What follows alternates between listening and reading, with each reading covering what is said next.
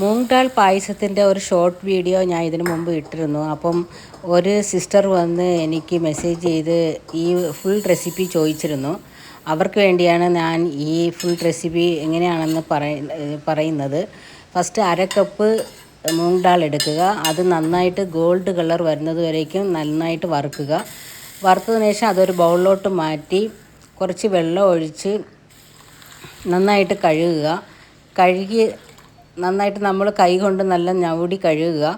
അതിനുശേഷം അത് വന്ന് നമ്മൾ ഇതിപ്പോൾ ഞാൻ വന്ന് ഇവിടെ കുറച്ച് പരിപ്പൊക്കെ ബ്രൗണിഷ് ആയിരിക്കും, അത് നല്ല സ്മെല്ല് സൂപ്പറായിരിക്കും. അതിനുശേഷം കുക്കറിലിട്ട് ഒരു 2-3 വിസിൽ വരുന്നവരേക്കും അത് വേഗ വെച്ചെടുക്കുക. അതിനുശേഷം ഒരു പാത്രത്തിൽ ചവ്വരിസി ഇട്ട് ഒരു 1/4 കപ്പ് ചവ്വരിസി ഇട്ട് അത് നന്നായിട്ട് കഴുകിയതിന് ശേഷം അതും നിങ്ങൾ ബോയിൽ ചെയ്തെടുക്കുക.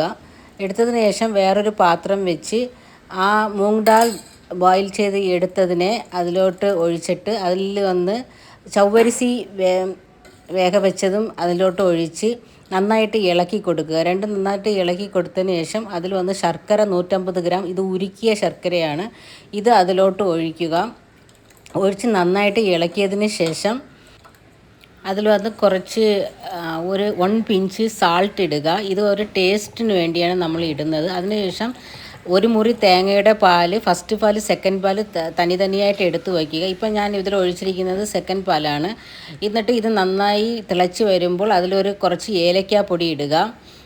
ഇത് നല്ല ഒരു സ്മെല്ലായിരിക്കും. അതിന് കഴിഞ്ഞ് ഒരു 1/4 കപ്പ് വറുത്ത സേമിയ ഇതിലോട്ട് ആഡ് ചെയ്യുക. അപ്പം നമുക്ക് വന്ന് അത് കുറച്ച് നല്ലൊരു ടേസ്റ്റായിരിക്കും, ഒരു ഡിഫറൻറ്റ് ടേസ്റ്റിലിരിക്കും ഈ പായസം.